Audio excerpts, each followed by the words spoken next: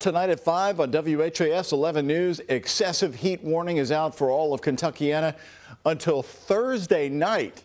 And this is Monday as we kick off the week. It is brutally hot out there, and the afternoon ride home is still underway for those Jefferson County school buses. All of the students returning as JCPS still trying to improve its transportation issues. Hello, everybody, and thanks for joining us. I'm Doug Proffitt. Shay McAllister's off tonight. We have a tough week ahead of us with this heat. It's not going to break anytime soon.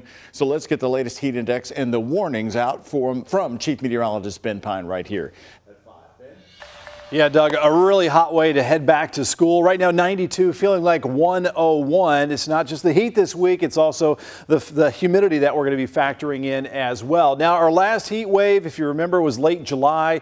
We had 7 days in a row in the 90s with back-to-back 96. 96 is the hottest we've been so far this summer, but it looks like this heat wave this week will be similar in duration. It looks like we'll have the 90s all the way through Friday, possibly Saturday, but this one could be a little bit hotter as we'll approach 100 degrees on Thursday. So right now, upper 80s, lower 90s, feeling hotter than that, though. We have the heat index numbers climbing over 100 in many locations. The hottest, Jasper at 108, where there's a little more water in the air, and all dry conditions on Max HD radar. That's going to be a familiar sight through the rest of this week with this not only very hot pattern, but also dry conditions as well. So muggy tonight, no doubt about that. Low temperatures in the mid to upper 70s, already around 90 at lunchtime tomorrow. The heat index already around 100 degrees at noon, and our forecast high for tomorrow 96 degrees with that heat index once again well over 100 degrees. I'll show you when we can expect some relief coming up in our complete forecast in a few minutes. All right, Ben, thank you very much. What is now back to school part 3 for JCPS students. Today, about 26,000 high schoolers joining the rest of the district in class. On Friday, as you know, with only elementary and middle school students, JCPS said the last drop-off time happened at 7:43 p.m. Friday night, more than 3 hours after the last school let out for the day. JCPS Superintendent Marty Polio called Friday an improvement and success. But parents, and we've been hearing from hundreds of you were saying loud and clear that the 7:43 drop-off time was no improvement. So will that time be the benchmark of improvement for tonight? We are going to find out. But first, let's check in with WHS 11's Travis Breeze. He's right now covering the return home. Travis, I'm sure parents are concerned about this heat and the kids being on the buses for hours. What are you hearing at the bus stops? Doug, we are in the far east end right now off of Mallet Hill Drive. We just met a mom here who had her first grader get dropped off right at his scheduled time. So she was very happy about that, and she says it has been a remarkable improvement from the first day of school, August 9th, when he was 30 minutes late. This is way better than we had anticipated and way better than was that first day. So this is doable. Becerra did say that she is still upset that the district did not grant her bus stop request form. Her son Lucas's old bus stop was right at the end of her driveway, and now for 3 consecutive school days, he has been the only student that has been using that new bus stop. She also just recently had a new child, as you saw in that soundbite, so that was another reason why she was hoping that it could stay at the end of her old driveway. I did also just get a text from another mom who said that her middle schooler was dropped off 30 minutes early today. So the early signs that we are seeing so far right now, Doug, are definitely looking good, but a lot of buses are at their compounds right now, kind of making those switches. We're kind of at the halfway point of the drop-offs right now, so we're kind of going into what's going to be really the crunch period for the next couple hours. So we're going to go head out to another bus stop, but for now, live in Louisville, Travis Breeze, WHAS 11 on your side. Travis, thank you. Interesting stories of success so far. That's encouraging. Travis will join us again at 6. Some delays this morning were attributed to 4 different crashes involving Jefferson County school buses. Thankfully, nobody was hurt in any crash. One student was on board for the first collision about 6:30 in the Cloverleaf neighborhood. Then around 7 at the intersection of 6 Mile Lane and Bardstown Road. A second crash with students on board. Another time around the same time at Blankenbaker Lane and Clarkwood. That's right near the Locust Grove area. LMPD said 7 students were on board a bus there. No one hurt. And around 8 a.m., 1 student was on board when a JCPS bus collided with a passenger car in the 3600 block of Chenoweth Run Road at J-Town. Again, thankfully, no injuries in any of these crashes today. Well, one delay JCPS really didn't need. It was caused by a parent who was at one of the school bus compounds. Here's JCPS spokesperson Mark Hebert this morning describing what happened. There was one incident that I'm aware of with a parent getting in an argument with a bus driver about the bus stop and refusing to get off a bus, and that held up that bus at a compound. So there you have it. Even that can cause a delay. JCPS officials say many of the transportation concerns this morning are things they normally experience on a first week of school. The hope is that in the next couple of weeks, those issues can be ironed out and things will run smoothly. Our crews were out at Wagner High School in St. Matthews today as well this morning, where there were delays with the last bus arriving during first period. But most students were in the building by the time school started, which Principal Sarah Hitchens says is a win. Last year, in Wagner's specific situation, we had buses, we had a couple busloads of students missing the entire first period all year long. She hopes that busing issues can be put behind them so students and staff can focus on what happens in school. But what about elementary schoolers heading to school this morning? Would their departure times be impacted by the high schoolers now coming back into the mix? Isaiah Kim Martinez followed up with one family whose child missed out on nearly an hour of class time today because of delays, and it has happened repeatedly. We've learned JCPS officials hope to have their new bus tracking app available for parents by the end of this week. It's of course a welcome sight for some families who for 3 school days in a row have had to give up waiting for their kids' morning buses.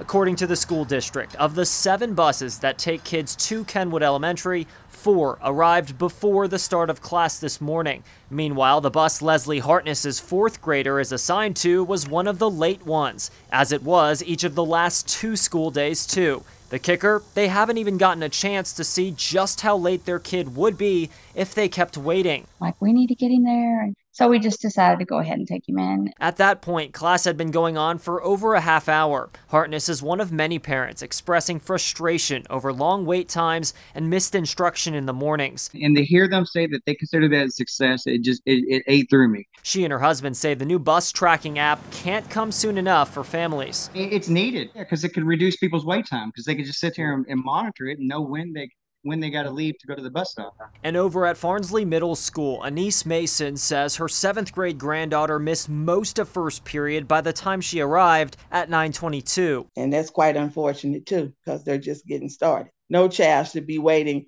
an hour for a bus to come. Mason is unhappy her granddaughter had to wait that long, especially given that her stop at South Crumbs Lane and Dover Road doesn't have a sidewalk for kids to wait. I think it's not a good safety situation at all. JCPS telling us they expect pickup and drop-off times to smooth out over the next couple weeks. Whether that's fast enough is up to each family. In Louisville, Isaiah Kim Martinez, WHAS11 on your side. Well, JCPS says that they're working to eliminate no-show routes by this Wednesday. We are told each school bus driver reports the stops where no kids actually show up. But the parents tell us they worry that it won't be accurate because of the number of families who have chosen to drive their kids because of the delays. We're going to pick up on that with former JCPS school board member Sam Corbett. He joined us here on Friday with some helpful information about the return of elementary and middle school. We invited him back to talk about this very big test today. You have once again been working the phones. You have principals as sources, board members currently, and of course the parents you've been talking to as well. What are you hearing as far as this big return tonight? Doug, it appears that thus far today's gone relatively well. There were some delays this morning with buses arriving later, but there were also quite a few delays around traffic congestion around individual schools because, as you just mentioned, I think many parents have chosen to drive their kids to school because maybe they don't have faith in the bus system at this point. Do you think that trend continues for the rest of the week, especially with it being 100 degrees outside? Well, it's certainly, you would think so. You just talked about JCPS eliminating bus stops where there are no students. Well, maybe the reason there are no students is because the parents have chosen to take them to school, and if at some point they change their mind and now want to start using the bus system and those stops have been eliminated, that's going to cause even more problems. I need you to address the 7:43 drop-off time on Friday. JCPS calling that an improvement. Marty Pollio calling it a success because they beat it by the 2-hour mark that happened at the disastrous 9:58 time. We went back, did some quick research. 2022, fairly normal year. The drop-off time was at 7:30 p.m. But is that 7:43 the benchmark? Do they have to do better than that tonight? Can they do better than that tonight? Well, if they could make that tonight, I think they would probably be pleased. But remember, they dismissed the last child at 4:40. So we're talking more, or I'm sorry, 4:20.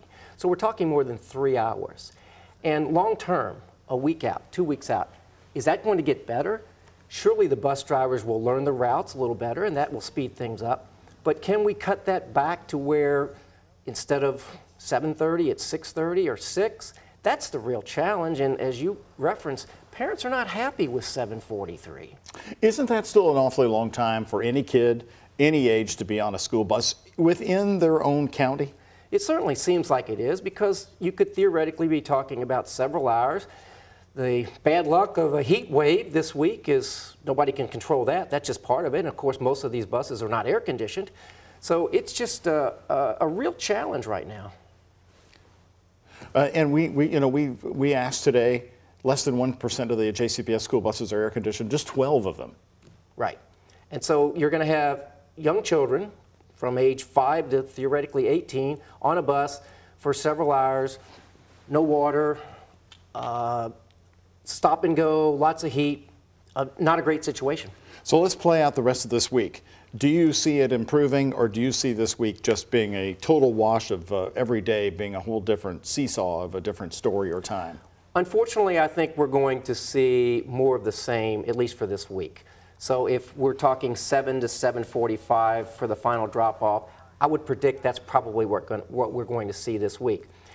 At some point, when a lot of the parents who are driving their children to school decide to put them back into the bus system, how does that impact things? We don't know that at this point. So that's down the road, and you would think that would have to come once this heat wave breaks. You would think so. All right, Sam Corbett, thank you very much. We appreciate your perspective as always. Our live team coverage of this important redo of Back to School is going to continue at